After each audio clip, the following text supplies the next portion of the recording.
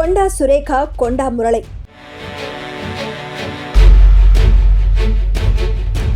ఓరుగల్లు రాజకీయాల్లో వారిది సుదీర్ఘ ప్రస్థానం.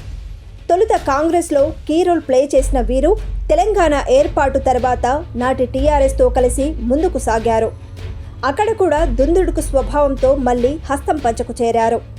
రాష్ట్రంలో కాంగ్రెస్ అధికారంలోకి రాగానే సురేఖను మంత్రి పదవి వరించిందే. వరంగల్ రాజకీయాల్లో ఎన్ని గ్రూపులున్నా సీఎం రేవంత్ రెడ్డి, కాంగ్రెస్ అధిష్టానం కొండా దంపతులకు మంచి స్థానాన్ని కల్పించిందే. అయితే కొద్ది రోజుల కిందట సమంత, కేటీఆర్లపై మంత్రి సురేఖ చేసిన వ్యాఖ్యలు రాజకీయంగా పెనుదుమారం సృష్టించాయి. ఏకంగా అటు నాగార్జున కుటుంబం, ఇటు కేటీఆర్లు సురేఖపై పరువు నష్టం దావా వేశారు.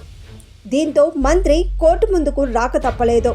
ఇక ఇప్పుడు కూతురు ఫ్రెండ్ సుమంత్ని అవుట్ సోర్సింగ్ ఉద్యోగిగా కాలుష్య నియంత్రణ మండలిలో చేర్పించి నేరుగా తన పేషీలో ఓఎస్డీగా నియమించుకున్న మంత్రి సురేఖ అతని వల్ల పదవికి ఎసరు వస్తుందని అస్సలు ఊహించలేదు.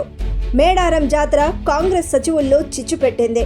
ఇంకేం, ఇప్పటి వరకు సుమంత్ అక్రమాలపై ఓపిక పట్టిన వైరి వర్గాలు ఒక్కసారిగా లీకుల కత్తులు ఝులిపించారు. దీంతో ప్రభుత్వం వెంటనే సుమంత్ని తొలగించింది. అప్పటి నుండి పరారీలో ఉన్న సుమంత్ తీరా మంత్రి ఇంట్లోనే కనబడటంతో మీడియా కోడై కూసిందే. ఇక టాస్క్ ఫోర్స్ పోలీసులు మంత్రి ఇంటికి వెళితే సురేఖ కూతురు ఎత్తిన శివాలకు పోలీసులు బెంబేలెత్తారు. మొత్తానికి కూతురు ఉపయోగించిన పదజాలం సురేఖని మరింత ఇరుకున పెట్టింది. అసలు సురేఖ భవిష్యత్ ఏమిటన్నది ఇప్పుడు కాంగ్రెస్ వర్గాల్లో చర్చగా మారిందే.